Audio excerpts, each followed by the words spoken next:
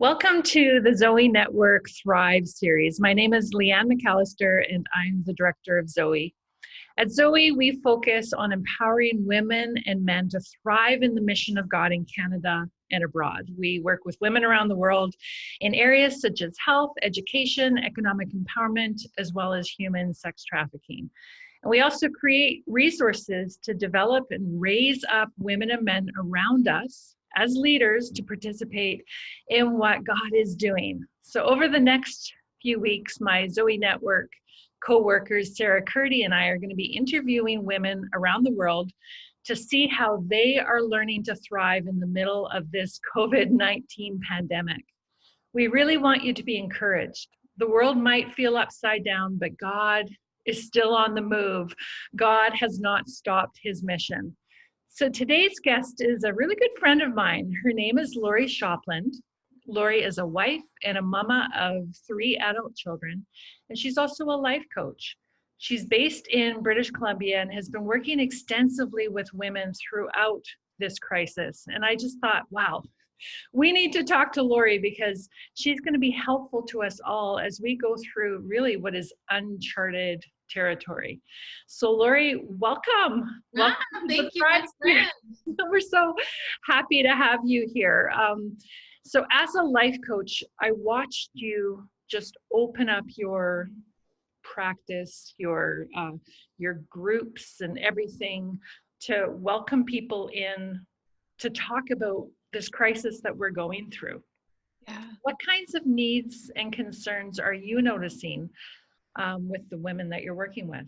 Oh, I would say they're struggling with trying to navigate through this, right? Of figuring out how to all of a sudden pivot and figure out how they can be still that mom, that wife, that sister, that daughter, that colleague, and do it all within the confines of the restrictions we find being put on us right now. And the interesting thing I keep finding is not only are we facing the unknown, we're now layering a layer of guilt on top of it and shame of thinking we're not doing it right. And yet when I work with them, I peel it back and going, okay, what should this look like? And they're like, well, I don't know. I'm like, right. But it's so fascinating of how our instinct, our brain is instantly to go tell us that we're not doing it right instantly because it's so uncharted for all of us. So not only are we dealing with fear, but then we're also dealing with this sense that we're not doing good enough. Yeah. Like in terms of the homeschooling, the working from home or. Yeah. And then people are seeing, people posting because that's all we have ability to do, right? So Instagram and Facebook and everybody's sharing what we are doing. So baking, trying new recipes and going and doing all of these online yogas and fitness. And so for those of us that aren't doing that, there's that next layer of like, oh, I'm not even using my time wisely and I'm not doing this and I can't keep up. So on top of the fear and the anxiety and the stress and the overwhelm that this whole COVID is offering us as well. I hadn't even thought of that. Like I know that the fear is there, that people are sensing people are losing their jobs. People don't know where this is going. People are concerned about their loved ones that are elderly and everything. But I hadn't thought about that whole guilt thing, that we're not doing the pandemic right. Oh, completely. And remember, this is the part that about the coaching that I love is it's really understanding our thought patterns. And when our brain gets scared, it's going to continue to find evidence to retreat and stay back, right? And to hide. And so shame is always that first one that we can reach for to like, well, you can't compete anyhow. Let's get back in the cave.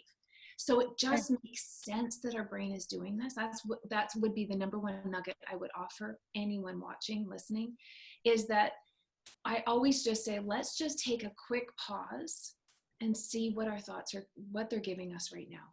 Because we forget, and sometimes our thoughts become so automatic that we think that must be like the truth. And it's like, hey, wait a minute, right? We actually can control the thoughts that our brain serves up. And right away, when you say that, I think of, Paul saying to take captive your thoughts and just like kind of slow it down and evaluate what it is that you're thinking. Yeah. So I have ABC. I literally acknowledge the thoughts. A, right? B is be still in them. Really let's just, first of all, and I'll offer this, is that when I say A for acknowledge, often people struggle trying to figure out the thought, but they know how they're feeling, right? So if we were to ask any of your watchers, listeners right now, are you feeling overwhelmed, stressed, anxious? They know what that feels like. So acknowledge that. And then the B part of it is, now let's be aware and let's be still to figure out what's causing us to feel that way. Because are you saying then a thought is what is causing the feeling? Absolutely. Okay. And so most people are able to identify quickly what they're feeling, but not necessarily the thought that's leading us there. Yeah. So what do you say to people of how to kind of figure out what they're actually thinking? That's where I would offer, like, the tool that I instruct and use is journaling, right? Like, what is causing me to feel overwhelmed right now? And I call it a thought download. Get everything down on paper. And I also liken it, I'm so visual, of like empty your purse, right? Like, what is all of that that's going on in your brain right now? And then we get to look at it. And then I pull it out almost like spaghetti squash and go, okay, what is the actual truth to all of this? And the rest of it are just our thoughts. And we can start to, and so then that's where you might see some things of thoughts of going, well, I'm not doing it right. Okay. There's nothing wrong with that thought, but if it's making you feel bad and making you feel shame, yeah, then let's just look at it. You get to decide, do you want to continue having that thought? And that's the C part, is get curious. Get curious with the thoughts that you've identified to go, okay, is this thought serving me? And in my practice, it's like helping me show up as the best version of myself. So I was feeling about 2 weeks ago, and I was trying to figure out what it was I was feeling. And I suddenly identified it was grief. Because as you know, I'm about to become a grandma. Wah, wah. I can't wait for that. Yeah. And in my mind, like, I wasn't in the delivery room or anything, like I wasn't going to go that far, but in my mind, it was going to be this thing where I go to the hospital and, grandson gets to meet Grammy right away. And I realized that everything's changing and I don't even know when I'll get to meet that sweet baby boy. So, but it took me a long time to actually identify the feeling and then follow it back as, why am I feeling that? Oh my goodness. My thoughts are what I had anticipated this season to look like is not coming through for me. It's not happening. Sure. So people do get this out by, oh my goodness, I'm sorry. I should have turned that off. Hey, you're on grandma alert. That you never turn off your phone. No way. It's actually my mom calling. My mom's in a care home. And anyway, oh my goodness. So journaling, getting it out. Yeah. And just, you bring it up so beautifully. It's such a segue to, I would offer, when we get to being curious, I often go, curiosity will lead to compassion for ourselves, right? Like, it just has that sense of, instead we remove the judgment of why we're feeling this way and just get curious and compassionate to go, okay, like, all right, it totally makes sense that how you would thought you would experience meeting your first grandchild is completely different. And so of course you're going to feel disappointment and grief. I think to myself, like, I think it's almost like asking yourself, what would your best girlfriend say to you in this situation? Oh, true. And can you say that to yourself, and kind of be your best friend to yourself, because we're so hard on ourselves, just generally speaking. Oh, completely. I mean, I literally have named that little voice in my head, and I call her Nellie Oleson, if you remember. How to tell we're in our 50s. For younger listeners. But she was this negative little chatter, yet if you look at the character development, she was just a scared little girl. Yeah. And so I've come to that place of getting curious with myself when I tell myself I'm not good enough, I'm not doing this right, which are completely understandable, right? So under COVID, none of us have done this. I'm self-employed. I don't know what this is going to look like. I haven't seen my kids. I don't know how they're doing, right? All of these thoughts. And then of course I sit there and that fear builds up. So I'm like, okay, but wait a minute. Of course, when I have those thoughts, that's how I'm going to feel. And there's nothing wrong with that. It makes complete sense. But now I get to get curious. Do I want to stay feeling that way? Right. And that's that pivot of I get to feel more in control, even as we're living under COVID. Even as we have all these restrictions, I can still feel empowered knowing I can do something. I can choose a thought that's going to help me feel more calm. I can feel more in control. So I know it's my job to figure out what my thought needs to be because I know about coaching. But what's an example of a thought that you would suggest for someone like me who's grieving and facing a disappointment? Like, what can I think about in terms of like you say, empowering myself to move forward? So you asked, just the thought right there that you're facing a disappointment, as long as that thought's on your tray, right? So I would massage that a little bit. And what if it wasn't a disappointment? What if how you meet him is going to be exactly the best way possible, right? Like just kind of, and again, it's just kind of this really gentle shift so taking your thought, and as long as you hold that thought that it's going to be a disappointment, that's the result that your brain is going to lead you to. Right. So instead, I think, say when he's a week old. Mm-hmm. Well, and just, okay, well, walk me through that. What would that thought be for you? So if he's a week old, but it's a very special moment because I've been waiting for years for this. Yeah. And somehow I mark it and make it very significant. It's a moment. So whether that moment, because in my mind, that moment was going to happen in the hospital, not in the delivery room, but you know, it is my daughter-in-law. So like, I want to respect that. But yeah. Instead of like that being the special moment, instead I go, okay, let's shift that.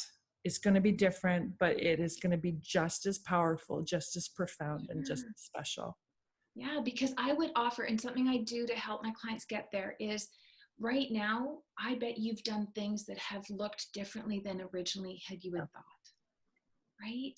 And so I often will help them build that evidence that different doesn't have to be bad, doesn't have to be traumatic, be disappointing, right? Because watch, that's where our brain wants to go again. It's like, oh, again. So one of my favorite sayings always is, what if that thought wasn't even true? Right? So what if actually you meeting him is going to be the perfect time for you to meet him? Right. Right. You know, through all of this, I feel like we're developing muscles, resiliency muscles, because we haven't had to do that. Like, you know, you and I are both in our early 50s, and, you know, we haven't faced something like this. Like maybe our grandparents faced the war or different things. And I just feel like there's things being built within us that is very, very special. Maybe new ways to connect, innovation, creativity, not putting ourselves first all the time, but to realize, you know, like some of the things we're doing is in service to others. Like there's good gifts that are going to come from this, but in the middle of it, it sometimes feels hard to see. Sure. And as long as we acknowledge that, the kind of the way that I describe it is, we have this reality train and we have this replay in our head as to how we think things should go, right? Or I do it this way. Mm-hmm.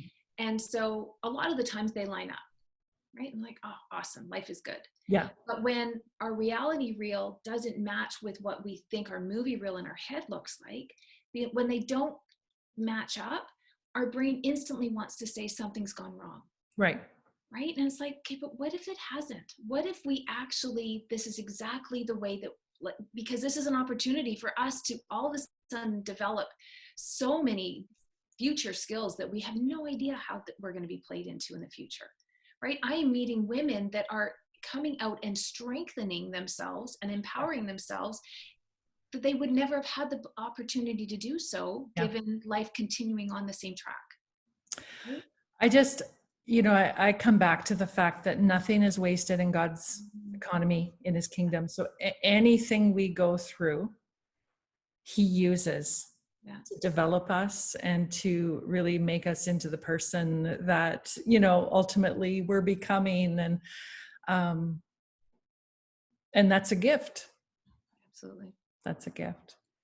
Well, thank you so much. Now, how can people get in touch with you? Laurie Shopland Coaching. I'm on Facebook, Instagram. It's Laurie Shopland Coaching, and I'm doing lots of free stuff. So please find me. Okay. And jump on my calls and put up your hand and get raised and help me find that one thought that's holding you in that. I call them slivers, right? And right now we're underneath this big sliver that we can't control, but certainly we can take control of our thoughts right now. So love it. Thank you so much. Me. Bless you. Oh, and to follow ZOE, follow us on Instagram, Facebook, ZOEnetwork.ca, and stay tuned for more videos like this. So thanks so much. Thank you, my friend.